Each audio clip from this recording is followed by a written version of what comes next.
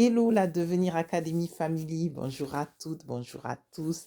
Aujourd'hui, on va voir ensemble trois clés tirées de l'histoire d'Esther. Parce qu'Esther, ce n'est pas seulement une orpheline devenue reine, c'est une femme qui a compris sa mission, qui a accepté le processus de préparation et qui a été stratégique. Et à travers son histoire, Dieu nous apprend comment devenir la meilleure version de nous-mêmes. Voici la première clé, devenir. Tu as été créé pour un but. Dans Esther 4, verset 14, Mardoché, son oncle, dit: Et qui sait si ce n'est pas pour un temps comme celui-ci que tu es parvenu à la royauté.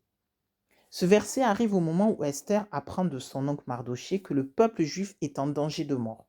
Et par cette question, on voit que Mardoché est en train de révéler sa mission. C'est là qu'Esther certainement a dû comprendre que si elle est au palais, ce n'est pas juste pour la couronne, ce n'est pas pour son confort, ses privilèges, non, c'est pour sauver, pour impacter, pour influencer.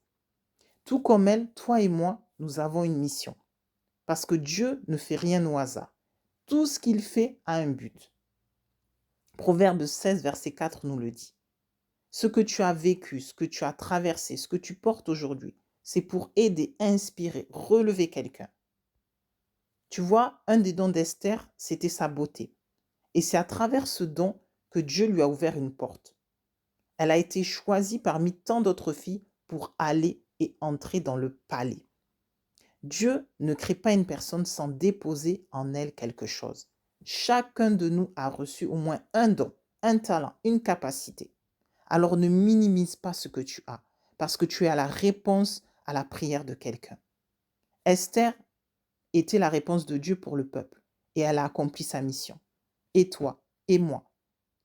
Alors commence, prends une feuille ou un carnet et écris trois choses. Ce que je sais faire naturellement, ce qu'on me demande souvent, ce qui me passionne. Puis, choisis un don que tu décides de développer, de travailler pour que Dieu puisse l'utiliser pour sa gloire.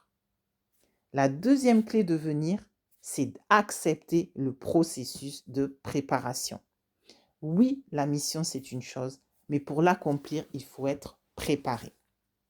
Avant d'être présentée au roi, Esther a passé 12 mois de préparation. 12. C'est écrit dans Esther 2, verset 12. Et ça m'a fait un peu penser aux Miss France. Avant d'être présentée au monde lors de cette soirée exceptionnelle, il y a toujours un temps de préparation. Dans le secret, elle se prépare. Et ça a été pareil pour Esther. Esther n'est pas devenue reine en 24 heures.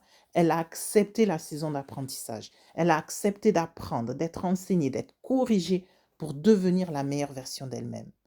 Nous, on vit à une époque où tout va très vite. En un rien de temps, tu peux passer de l'ombre à la lumière et de la lumière à l'ombre avec les réseaux sociaux. Mais avec Dieu, il n'y a pas de raccourci. On ne brûle pas les étapes. On ne saute pas la saison de la préparation. Et dans nos actions quotidiennes, souvent dans le secret, progressivement, Dieu te bâtit, veut te bâtir step by step, étape par étape, à devenir la meilleure version de toi si tu le laisses être l'architecte de ta vie. Maintenant, je t'invite à décider d'une seule chose que tu vas répéter chaque jour pendant les 30 prochains jours. Ça peut être te connecter au temps de prière le matin, lire 20 minutes par jour, faire du sport, suivre une formation, mettre en place une routine. Choisis une seule chose, mais chaque jour, tu vas la répéter parce que c'est comme ça qu'on devient. La troisième clé de devenir, c'est planifie pour devenir. Sans plan, pas de destination. Beaucoup d'entre nous ont des idées, des projets, des intentions, mais on ne planifie pas. Et après, on se demande, mais pourquoi ma vie ne change pas? Mais Esther nous montre l'inverse.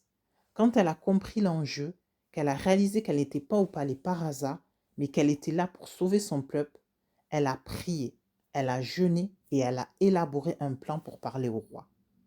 Elle a eu deux occasions à un moment donné de dire la vérité au roi, de dénoncer Aman, mais elle ne s'est pas précipitée.